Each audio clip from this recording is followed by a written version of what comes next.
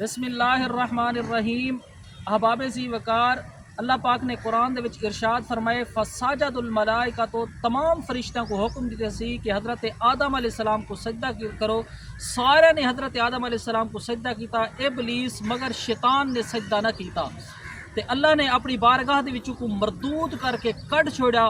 جس وقت تو کڈ چھوڑیا، اللہ نے ارشاد فرمایا کہ تے کو کیڑی چیز نے منع کیتے؟ وہاں کہ اللہ سیاں آدم کو مٹی تو بڑائی، میں کو بھا تو بڑائی، لہٰذا جیڑی بھا ہوندی ہے وہ مٹی تو افضل ہوندی ہے، میں ہی واسطے افضل تھی کہ ادنا والے کو کیویں سجدہ کرا۔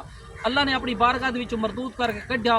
شیطان نے عرض کیتی مالک اپنی بارگاہ وچوں مردود کر کے کڈ چھڑی، ہن مہربانی کر میں کو قیامت تک موت نہ دیویں۔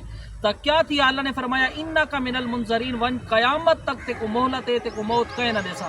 جیرے ویلے اللہ نے مہلت دے دیتی، شیطان نے عرض کیتی کہ مالک ہن مہلت تو اوے دے چھوڑی گئی، تیرے بندے دے جسم وچ جب تک جان راسی میں انہاں کو ورگ لیندا رہساں، گمراہ کریندا رہساں۔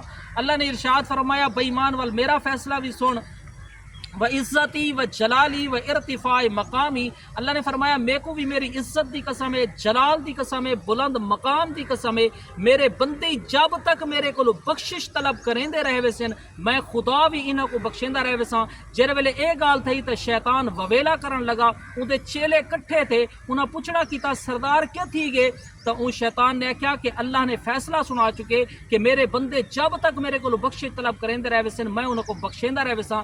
چیلے نے کہے تو کوئی مسئلہ ہی کہ نہیں، اساں دنیا دی خواہش دے وچ اتنا انہاں کو غرق کر دے سوں، منہمک کر دے سوں، او دنیا دی خواہش دے وچ اتنا منہمک تھی ویسن کہ او توبہ استغفار بھول ویسن، او توبہ نہ کرے سن، او دنیا دی محبت دے وچ گم تھی ویسن، اساں انہاں کو تباہ و برباد کر دے سوں۔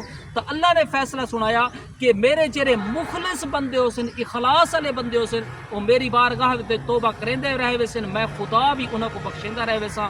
اللہ دی بارگاہ دے اندر دعا ہے کہ اللہ پاک ساکو شیطانی عمل کو اللہ پاک اساں سارے کو محفوظ فرماوے۔ وما علینا الا البلاغ۔